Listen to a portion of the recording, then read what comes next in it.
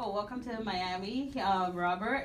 We're very glad to have you here. I am delighted to be here again. All right. Well, first of all, tell us about your book, Paris in the Dark. Paris in the Dark. This is the fourth of a series that my editor has put subtitled the Christopher Marlowe Cobb thrillers.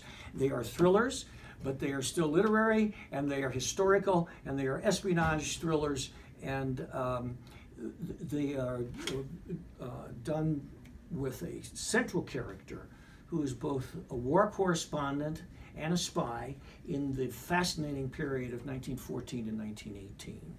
Speaking of spies, did you ever, growing up, aspire to be a spy, a federal agent? Are you one? Were you one? Yes, in a very real way. It wasn't an aspiration. I was finishing up my master's degree. It happened to be in playwriting, as a matter of fact, at the University of Iowa, in the pre-lottery day draft of the Vietnam War. Okay. And I was informed that I would be drafted as soon as I got my degree. Well, I took matters into my own hands, went to the Army recruiter, figured out what I might do that wouldn't put my fate entirely in the Army's hands. And it turned out that instead of being drafted for 2 years, if I volunteered for a third year of duty, I could choose my what they called military occupational specialty. And I looked at the lists and I chose counterintelligence special agent.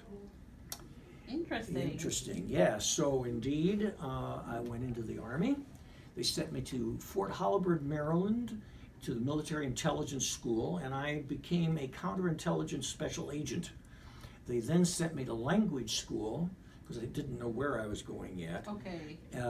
And they taught me the Vietnamese language, which was a hint as to where I might go. So I studied the Vietnamese for a full year, full time, and was fortunate enough to pick it up. And then I went to Vietnam in the beginning of 1971, and I spoke fluent Vietnamese for my first day in the country. But counterintelligence was not the thing. I ended up in intelligence collection. Now so I was a spy in Vietnam. Per se. Now, there you see the American Army at work. Yeah. So they gave me a phony identification card which told that I was a member of the U.S. Agency for International Development, not an Army person at all. But I had my PX sports shirt and my PX chinos and my PX hush puppies on, and then they gave me an Army Jeep to drive around the countryside in. So it was spy work of a kind of surrealistic form.